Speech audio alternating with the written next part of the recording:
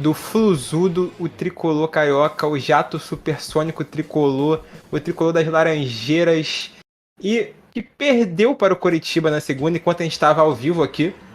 Eu estava como diretor, né? Mas estava aqui presente. Perdeu de 2-0 fora de casa no Couto Pereira, um resultado amargo aí para os tricolores que ainda sonhavam em buscar alguma coisa nesse Campeonato Brasileiro. Ainda há esperanças, com certeza. Mas eu queria saber de vocês sobre esse jogo, o que vocês acharam, dar um panorama geral desse confronto do Fluminense, o que está acontecendo com o Fluminense de Fernando Diniz. A gente até chegou a citar aqui na semana passada, será que está voltando o bom futebol do Fluminense de Diniz? Mas parece que nesse jogo contra o Coritiba deu tudo errado pro Flusão. Mas antes da gente entrar nesse assunto, eu queria deixar claro aqui que o nosso diretor oficial encontrou o goleiro Fábio no hotel em Curitiba. Eu não sei se o diretor consegue abrir o microfone aí pra ele falar pra gente o que ele estava fazendo em Curitiba. Seria bem interessante. Mas eu queria saber dele. Consegue, diretor? Ou você vai me dar uma bronca? Eu acho que... Ele tirou muita onda, cara. Da direita, tá? Não, sacanagem. Pra quem não sabe, nosso diretor é chefe do site IG, tirou muita onda, cara, do portal IG aí. E agora tá entrando aí com uma pra quem não sabe, investimento pra comprar o Fluminense, né? Por isso que ele tá lá em Curitiba. Ele tá ajudando ele vai montar a SAF do Fluminense aí, o nosso diretor. Vai ser o CEO. O que você tava fazendo lá em Curitiba? Acho que ele não consegue falar com a gente, ó. Eu quero saber se minha voz tá saindo na live. Fluminense aí, o nosso diretor. Alguém pode me dar essa informação, por favor? Chat, alguém sabe se a voz dele tá saindo na live? Tá saindo. Então, o meu trabalho de verdade é de repórter e a Renault me mandou lá pra Curitiba pra fazer uma visita na fábrica deles. Inclusive saiu o texto hoje. Vou aproveitar também. Pô, bota o link aí, bota o link. Visualizações. Eu não tô com chat. Eu coloco aqui o link pra você, pode deixar que eu mando aqui no chat pra você. Pô, eu queria fazer só um comentário, Mal. Tá aqui no WhatsApp, já? Mandei aqui, ó. Já é. Já peguei aqui. Queria fazer só um comentário, tá? Oi. Tu tá um gato nessa foto, papo reto. Tá bonito. Moleque, tá muito bonito de cara, social, filho. Nessa foto, tu tá quase do tamanho do Fábio, mano. Papo reto, tá? É esquisito. Mas Ele tava no colo do Fábio. Isso. Calma aí. Não é isso, não. É só maldade, Sentiu as mãos grandes do goleiro Fábio, Maurício? Pô, o Fábio é um bom goleiro, né, mano? Ele tava de luva? O Fábio estava usando proteção? É skin. Tava de luva. Mas continua falando, Mal. Tem nada que falar não, cara. Ele já falou. Mas, pô, aí, ó, nosso diretor deu um rolê maneiro, encontrou o goleiro Fábio, tentou encontrar o Diniz pra trazer umas aspas exclusivas aqui. Trouxe alguma aspa exclusiva do Fábio?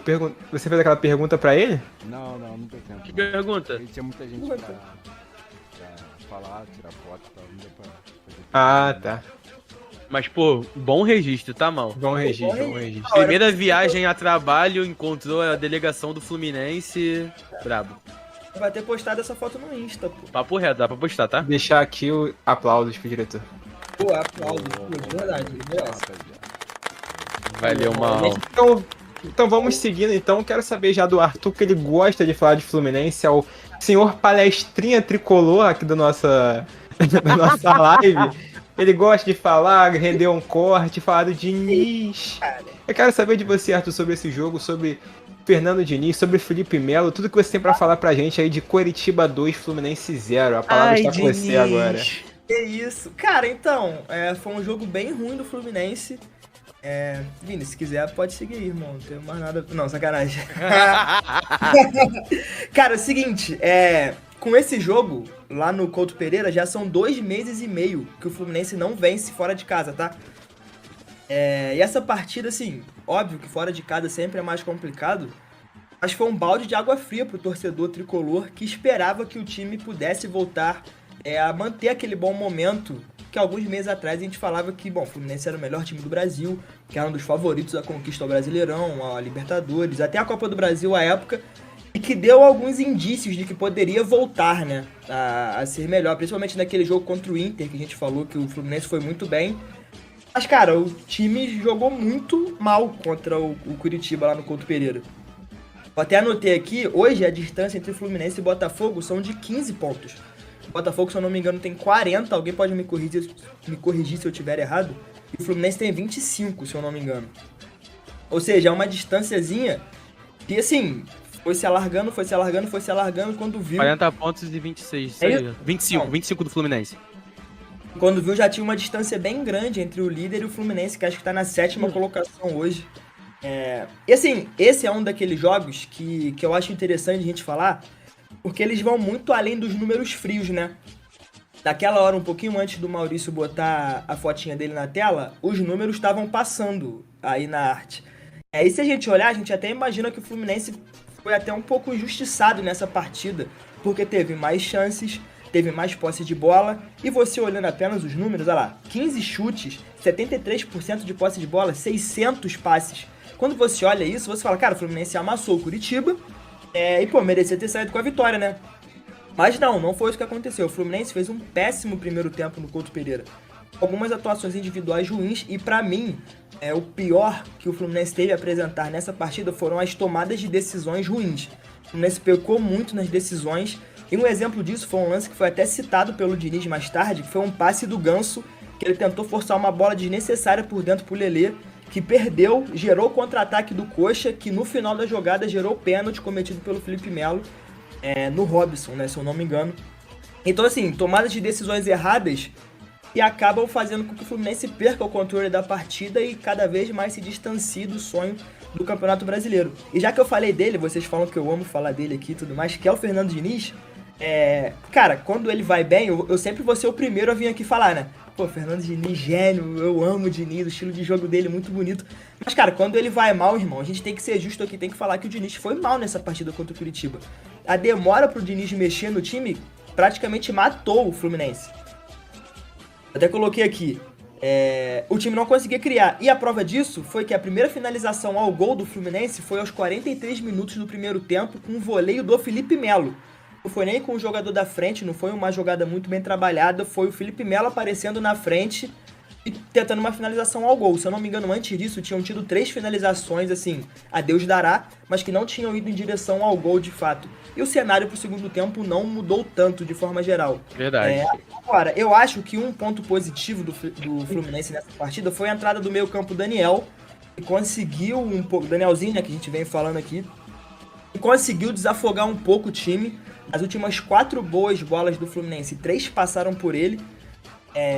Mas eu acho que o Fluminense acabou sentindo a falta do Cano. Cano que não pôde jogar, estava suspenso. E por que eu falo que o Fluminense sentiu falta do Cano? Isso, lá ele, mano. Mas a parada é a seguinte. O Cano, por mais que ele não esteja naquele momento glorioso que a gente estava falando no começo do ano, da temporada, ele não costuma desperdiçar tantas chances quanto os outros jogadores desperdiçaram, né? Ele é um matador nato. Quando a bola chega, se chega uma, ele erra. Se chega 2, ele acerta. Na terceira, no máximo, ele vai cravar pelo menos um golzinho. Ou gerar alguma chance perigosa.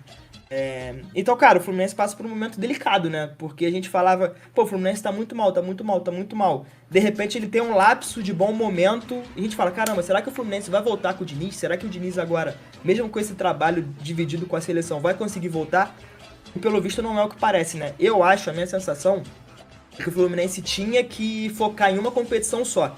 Queria ouvir o que vocês acham disso, que vocês têm pra falar, mas eu acho que o Fluminense tinha que focar na Libertadores, porque torneio mata-mata talvez tenha mais chance de vencer. É o grande sonho dos torcedores tricolor, ter uma Libertadores na sala de troféus do time, ainda mais com essa distância longa, gigantesca do Botafogo pro Fluminense.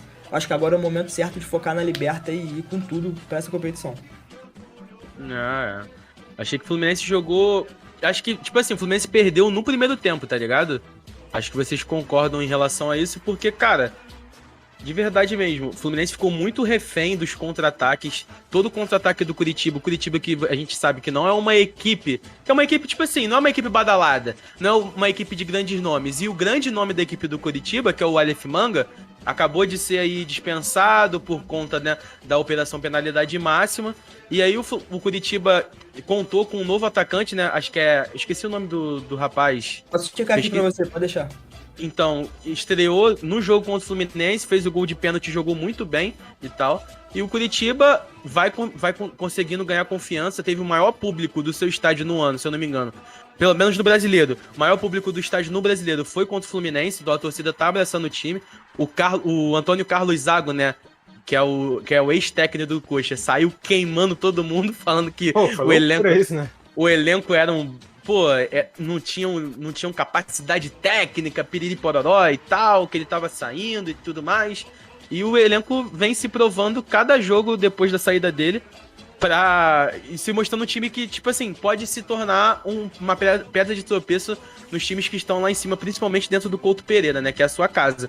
Sim. Mas como a gente tá falando de Fluminense, cara, o Fluminense jogou mal no primeiro tempo. O Arthur disse muito do domínio e dos passes, né, e tal. Só que se você vê em relação a finalizações no gol, o Fluminense teve 2 a menos que o Coxa, mesmo o Coxa tendo pouco a bola. Então o Coxa soube explorar muito bem as saídas no contra-ataque. E aí caíram pra cima de quem? Do Felipe Melo, que é o elo mais fraco da zaga do Fluminense. E ficou o alerta e também a urgência do Marlon estrear o quanto antes nessa zaga. Porque o Felipe Melo, ele não é zagueiro de origem, como a gente sabe, ele meio que tá tapando o buraco ali pro Diniz, até porque ele tem a saída de bola, a melhor saída de bola do que o David Braz, do que o Manuel, podemos dizer assim. Então o Diniz conta com ele nessa posição por conta disso. Porém, é um cara que já tem 40 anos de idade, é lento, e as 2 jogadas dos lances de gol saíram em cima dele. O primeiro, o pênalti que ele fez, um pênalti bobo, na minha opinião, e o segundo foi a caneta que ele tomou, desconcertante, que gerou o segundo gol do Curitiba. E é basicamente isso. O Fluminense perde a partida contra o Curitiba. Eu esperava que o Fluminense ganhasse até, sendo bem sincero, por mais que não contava com o Germán Cano, Lelê acabou desperdiçando algumas oportunidades, e como você bem disse, Arthur, quando não tem o Cano, as oportunidades que os atacantes que estão o substituindo perdem, são oportunidades que todo mundo que vê o jogo fala assim, caraca, se fosse o Cano ia fazer, mano. Não tem jeito. É verdade. Mas o pior de tudo é o Fluminense visitante, tá ligado? Porque a gente pegando o recorde do Fluminense visitante nos últimos 8 jogos, não tem nenhuma vitória, 1 empate e 7 derrotas.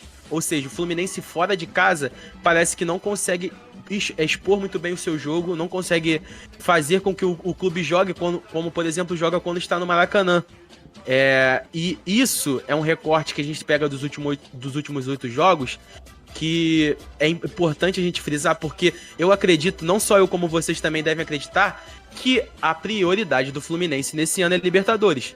E a Libertadores, como é um campeonato de mata-mata, conta com jogos dentro de casa e jogos também fora de casa.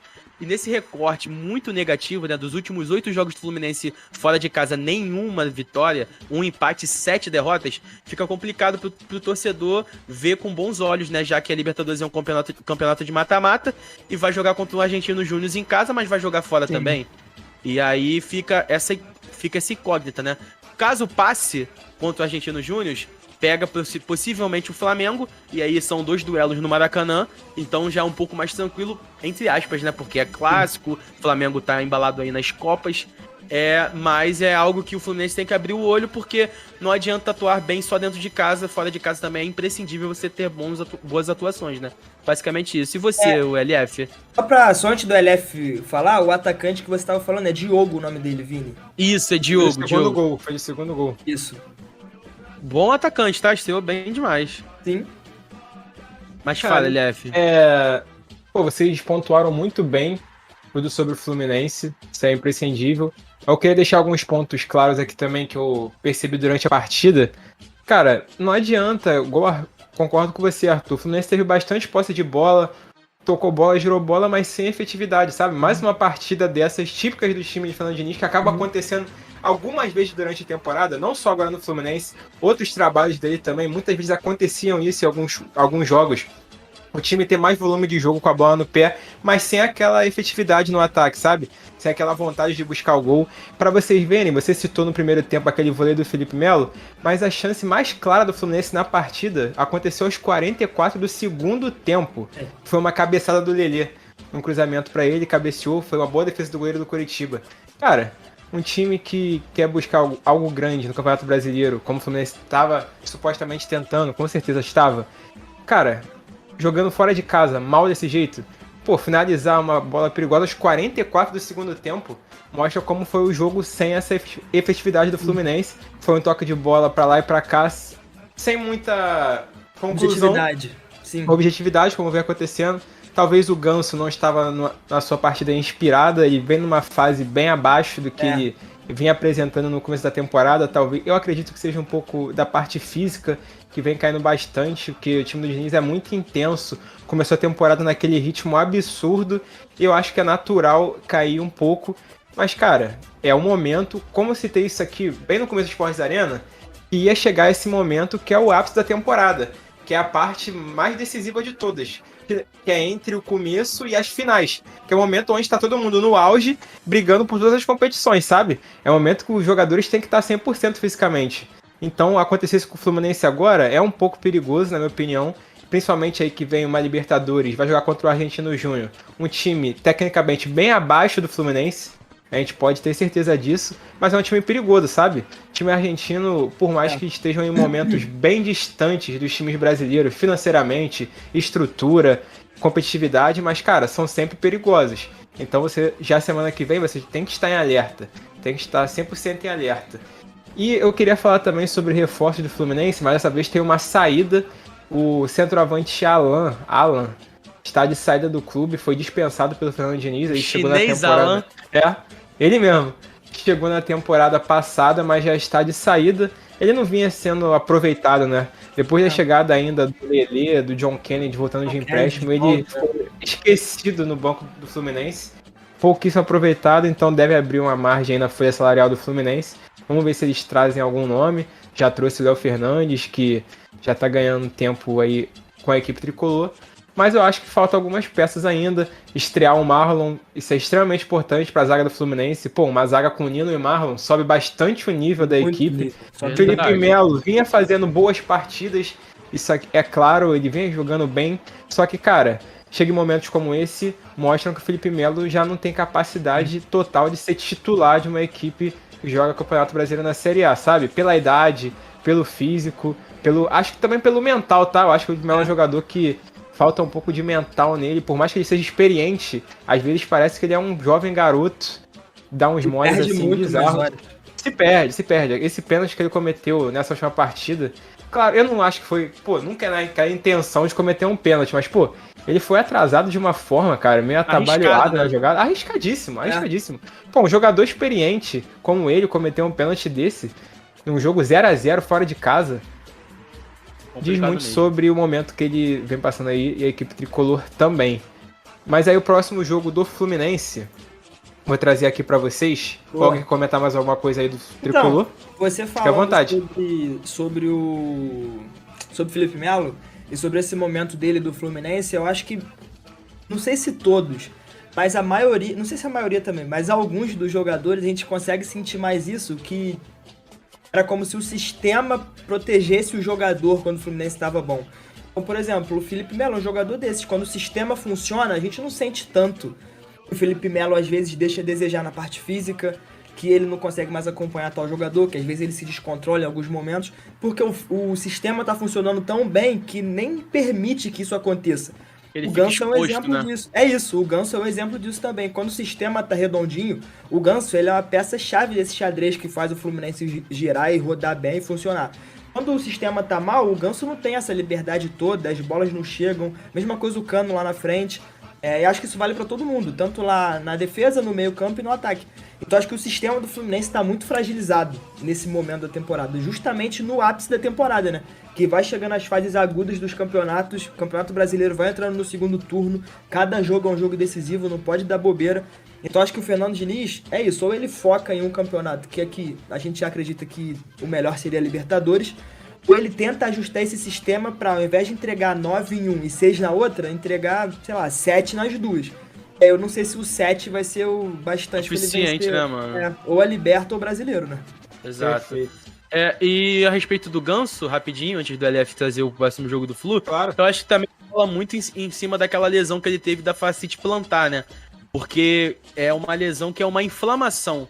Então, pelo fato de ser uma inflamação, não é algo que é resolvido de uma hora para outra. Então, tipo, por mais que o departamento médico diga que ele tá 100% e tudo mais, pelo fato de ser uma inflamação, atleta, filho, corre quase todo dia, por mais que passe por regenerativo, fisioterapia, mas corre quase todo dia, corre bastante, durante os jogos é muito exigido. Então, eu acho, na minha opinião, eu acho que ele ainda esteja sofrendo um pouco com esse incômodo, por isso que caiu um pouco de rendimento o futebol do Germancano, do Paulo Henrique Ganso. Entendeu? Acho que é basicamente isso. E o Lucão chegou aí, ó. Boa noite. Falando de fusão aí, Lucão. 9 pessoas na live, hein, rapaziada. Ó, Like, 9 pessoas. se inscreve. Deixando o like, se inscrevendo, chegamos a 208 inscritos. Posso Boa. jogar uma meta aqui, sonhadora? É, de repente. 500 inscritos até o final do ano. Será que a gente linda. consegue? Acho Vamos que ver. sim. Pô, com a ajuda da galera, acho que a gente consegue. Que dá, hein? Vambora. E ó, antes de eu falar que... Eu vou ler os comentários aqui antes de falar sobre o próximo jogo do Fluminense, ó. Boa. O Ângelo Gonçalves chegou dando boa noite. Boa. Eu respondi boa. Cara, você é muito fragmentado, como é que pode? E o Andrei Macedo, seja bem-vindo à live. Nunca vi Boa, você comentando Andrei. aqui. Seja Acho que é a bem-vindo, primeira mano. vez. Como Pode você comentar nos mais encontrou? vezes. Como você nos Deixa aí no encontrou? Bota aí. chat onde você veio. E ele colocou o seguinte: se o Flu for pra Liberta, já vai ser lucro. Ele tá querendo dizer no Campeonato Brasileiro, né? É, Eu acho que o agora, Fluminense consegue aí uma vaga. Também acho. E aí o Arthur Xavier Prime, dinizismo. O Luiz Felipe Medeiros já chegou dando aquele salve. Salve, Luiz Felipe Medeiros, boa Salve, noite. pai. O Andrei falando sobre o Felipe Melo afobado, concordo. E aí o Arthur completou aqui, ó, Felipe Melo criança de 40 anos. Tem hora que ele dá esses mods, dá um apagão nele. E o Lucão chegou, o Arthur deu aquele salve. Mas olha só, Fluminense joga no sábado no Maraca. Previsão de casa cheia, será? Será que o Lucão vai dessa vez? Se ele for, já arrisca que aquele não. palpite Não, de ele vitória do falou Flu. nada comigo. E você vê aí que o Fluminense tá mal fora de casa, né? Dos últimos 8 jogos, 7 derrotas e um empate, porque o Lucão não vai pra caravana. Pô, Alô, é verdade, Fluminense. caravana. @Fluminense. Paga o ingresso do menino, que o menino é pequeno. Paga o ingresso do seu mascote, pô. Pô, Tá maluco? e o Fluminense joga às 4 horas no sábado no Maracanã. Quero puxar aquela rodada de palpite. E Contra quem? terça-feira já joga com o Contra quem, Argentinos cara? Júniors contra o Santos. Viajei aqui. Eu já ia falar do outro jogo que a gente vai falar na segunda, que é contra o Argentinos Júniors. O Fluminense joga Boa. terça, mas no sábado Fluminense e Santos no Maracanã. Santos, que é um time que está brigando ali na parte de baixo da tabela. Pode ser que dê algum trabalho, mas eu acho que o Fluminense consegue essa vitória aí em casa. Perfeito. Também acho. Pô, mas E aí? o Lucão falou que não vai estar presente nesse jogo sábado, hein? Mas mesmo assim, eu acho que é 2-0 Fluminense. 1-1. 4x1 Fluminense do Fernando Diniz. Caralho! A gente ficar maluco e falar, cara, o que é o Fluminense? Dinizismo Já voltou, ganha. rapaziada. Um dia ganha, um dia perde. Perde jogando mal, ganha dando show. 4x1 Perfeito. Fluminense.